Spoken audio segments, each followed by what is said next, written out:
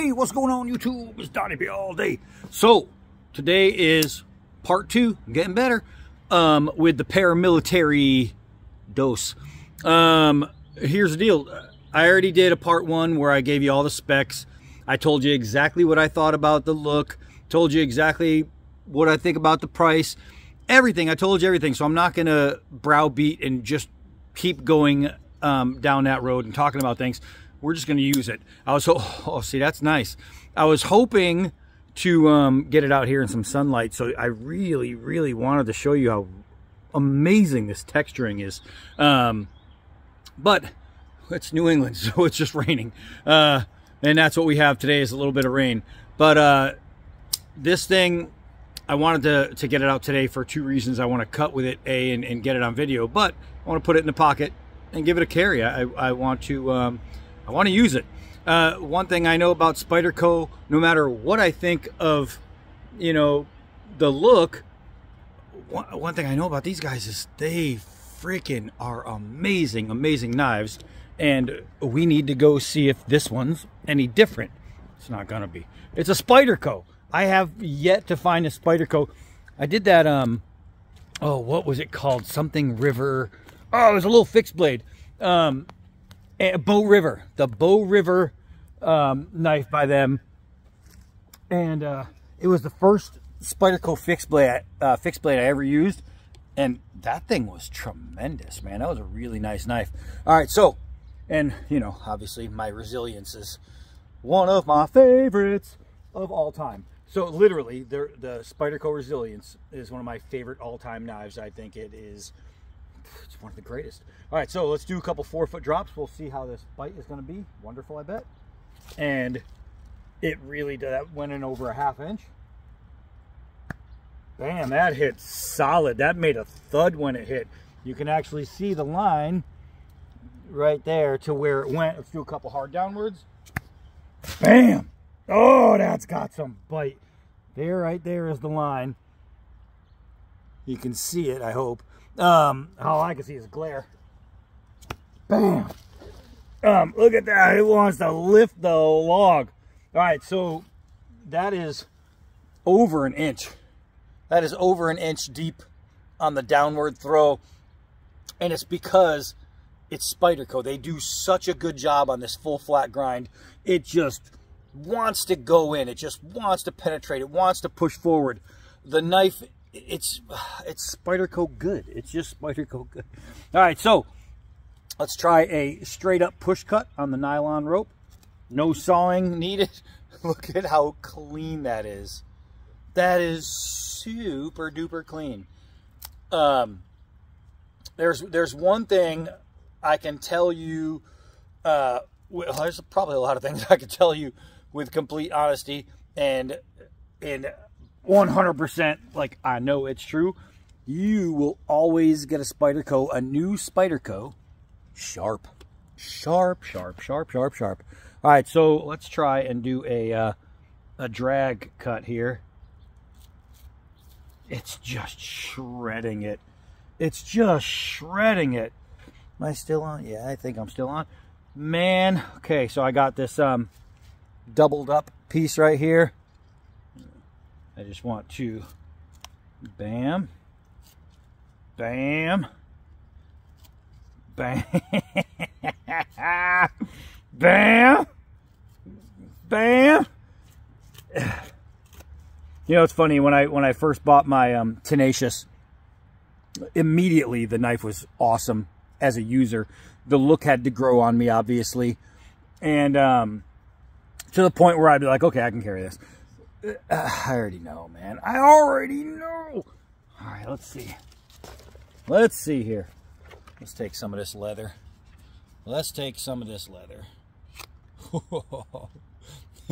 It started cutting before I even started pushing it. That's how sharp this knife is. That's how sharp this knife is. This is... Spyderco edges are some of, listen to me when I say this, some of the best edges on the planet. On the planet. One of the best heat treats on the planet. But you can have a great heat treat, and if you have no edge geometry, then you just have a strong knife that's not cutting anything. These guys, not only do they have that amazing heat treat, but their edge geometry is phenomenal. Phenomenal. All right, let's see. Now, it's not a chopper in any way. It's way too small and way too light to get around. But we want to see what kind of dent it can put inside the extension cord. So let's just give it a swing here. Let's try. Let's try. Bam. All right. Remember when I said edge geometry? Come on, man. Come on, man. I mean, what else can you say? It's a freaking Spyderco. It just is what it is. You know, let's hold on to that for a second. Let's hold on to that for a second. Let's go around here. Let's take off some of this sleeve. Let's see, man. I don't care if you're law enforcement, EMT, military, or an electrician. You need to expose some wire to do something. Man, you got yourself a good little knife right here to get all that done. You got a good little knife right here to get all that done. I mean, going through an extension cord and all those little wires and whatnot, not only is it not going to harm the edge, it's not going to touch this edge. Not even close. Let's come over here and cut some of this tire away. Let's cut some of this tire away. Oh, yeah. Oh, yeah. Make sure we're still in. You know what we got to do? Hold on. We got to bring you lower. So I'm not going to lie to you. The problem with being honest and having an honest knife review and honest opinions and not care, because nobody cares about feelings. If somebody didn't like one of my knife designs, oh well. I don't care about feelings. But you can't tell me that it doesn't work like a knife, because it does. So if people, I get people whining, you know, if I say that, in my opinion, I don't think something's good looking, and they happen to love it, because what's not to love about it as far as the knife functions? You get so much hate, man. You can't, okay, fanboy, relax.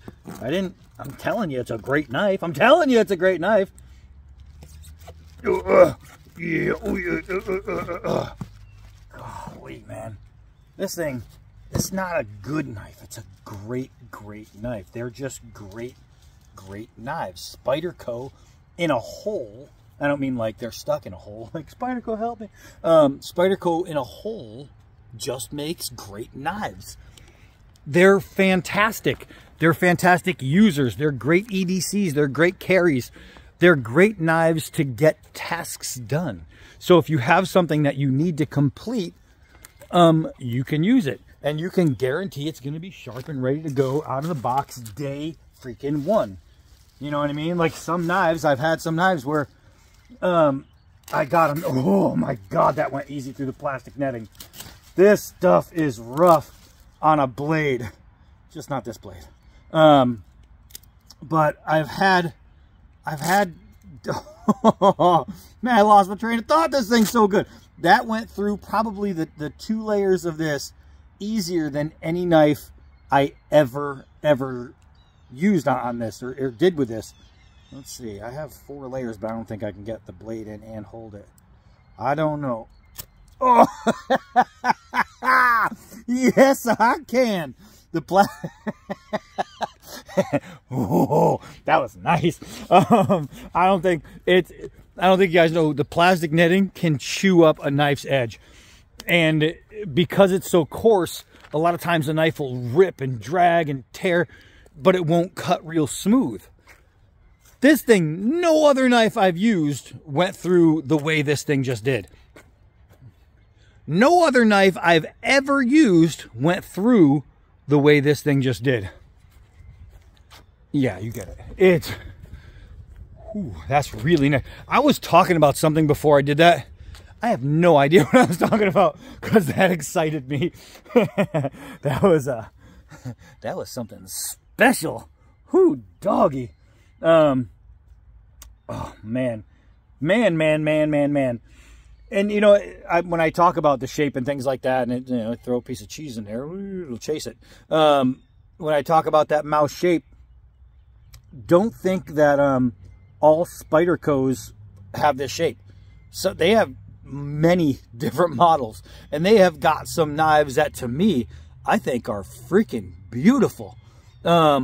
This thing, what I think is beautiful here is that full flat grind is just amazing. You know what I think it is? It's just that. I mean, with that, I think that right there is so damn sexy. It's just that part. That's the only thing that gets me. It's just, you know, to the eye. You know what I mean? So, and obviously, opinions, they don't matter for squat. And I tell you before, looks don't change, alter, or affect function, right? There's a big difference between a knife that you might not like the look of and a knife that's designed poorly, because this thing is designed wonderfully. Wunderbar. I don't even know if that's a real word. So, man, this thing is so nice. Kindling, yeah, why not? You can get there. You can get there. Let's see. Golly, let's try some curlies. Oh, it's getting around. Oh, it's getting around. Oh, man. We could do this all day with this knife. We could do this all day with this knife. As far as use, function, edge, all that jazz, this is, remember, it's a folding knife. They have a pivot. You're not supposed to do this stuff with a folding knife. But, you know, don't tell Spyderco that, because they'll just go ahead and keep making them better. Ta-da! This thing is just freaking awesome. Let's see. Cutting through tires, batoning, doing all that jazz. Is it still gonna... Yeah, it's still gonna shred leather. It's still gonna shred leather. No matter what you do, look at that.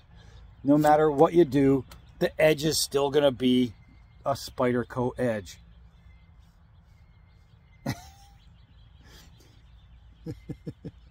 It is still a razor sharp, cutting through tires, plastic netting, freaking, what's that thing called? An extension cord. Extension cord, because I know the name of that. Pounding through wood, literally batoning, doing all that jazz, and it's still, like, didn't even know it got used yet. And this is the thing. This is the S45 VN, right? And they have the 8CR 13 MOVs. No matter what steel they use, it doesn't freaking matter. Hey, damn dog of mine. It doesn't matter. They're always just going to be great. Spyderco does not know how to make a bad knife. They don't. You can sit them at a table. You can get their best knife engineers and you can sit them at a table and say, okay, look, we want you to build a knife that's not very sharp and has terrible edge geometry. They'll sit down together for 3 days straight without food or water. And they'll come out with a knife and they'll hand it to you. And it's still going to be sharp, and it's still going to have excellent edge geometry, and they're going to say, sorry, we screwed up. They don't know how to make a bad knife. So for all the people who out there who think I'm just hating on Spyderco if I say one thing negative, because it is my job to be honest. It's my freaking job to be honest. And if I said to you, I love the look of this, I'm a liar. Spyderco does not want people testing their knives and going out there and lying, because it doesn't sell knives, it sells fake. I'm not going to sell you fake. I'm not going to tell you what's real if it's not real. What's real is this thing's awesome. The people, all the little fanboys start crying, oh, you can't talk about Spyderco. Guess what? This knife is awesome. It doesn't matter what opinions I use. I'm going to say my opinion because that's what I have to do. That's why people come to this, is so they can get my opinion on a certain knife.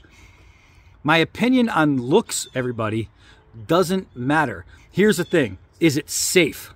Yes. Is there anything on this knife that is dangerous or pointy, or aside from that, or is going to hurt you in general use? Is there a design flaw that's going to leave a spot on your hand that rips your skin? No, no, no. Is there something unnecessary in the design? No. Is there something about this design that just doesn't flow with the rest of the knife?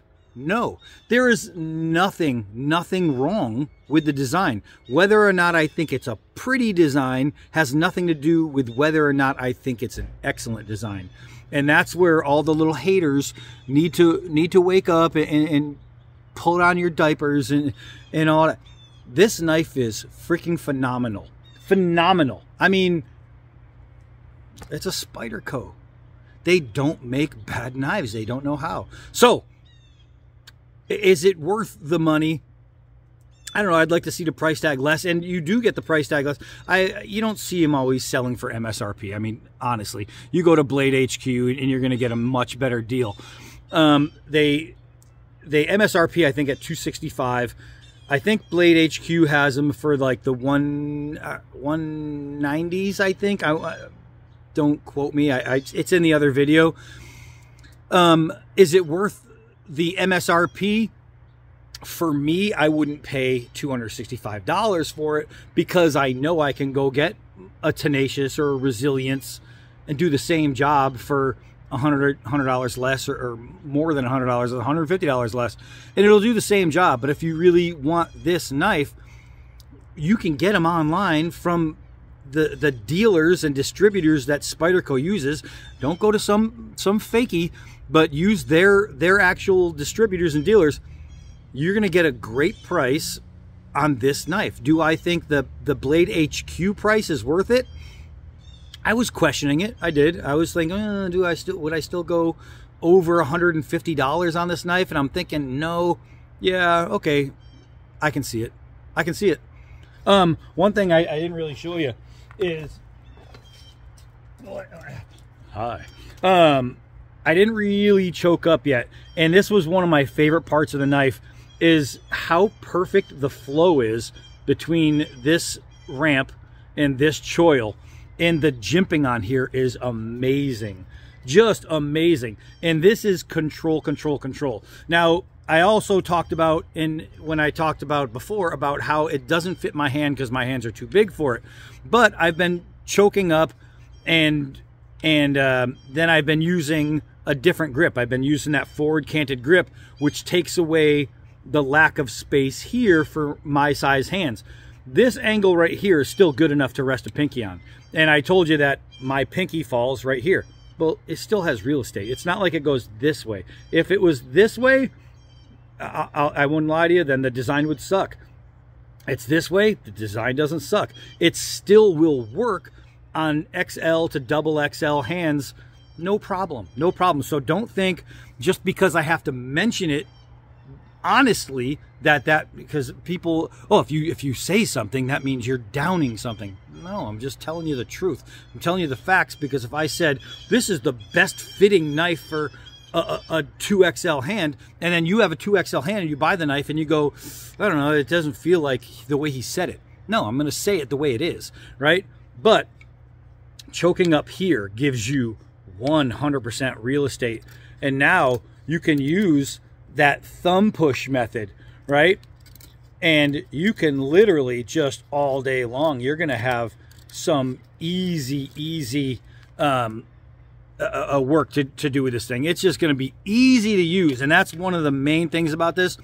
Ease of operation is no joke. This knife just goes. Am I getting used to the lock? Is it? Yeah, obviously I'm getting used to it. I have to, otherwise I wouldn't be able to close it. But is it still less easy for a left-handed person than a right-handed person? Yeah, but most people are right-handed. So if they designed it for only lefties, they'd lose money. It's common sense. So if I mention left-hand to right-hand operation, whoa, I got my finger just lodged in there. if I mention left hand or right hand operation, or if I don't mention it, then I'm not doing you a full service. And you know I like to service you. This thing's awesome. So if you go over to Blade HQ and you're checking these out, the Blade HQ price, yeah, I could absolutely see paying for that. This knife is fantastic. It really is, guys. Don't hang on to anything negative I say opinion based, because that doesn't matter. That's just personal feelings, but it has nothing to do with the use of the knife. Use of the knife, this thing is fan-freaking-tastic. All right, so I'm getting rained on. That's it for this one. Hi, I'm Donnie B all day. Until next knife.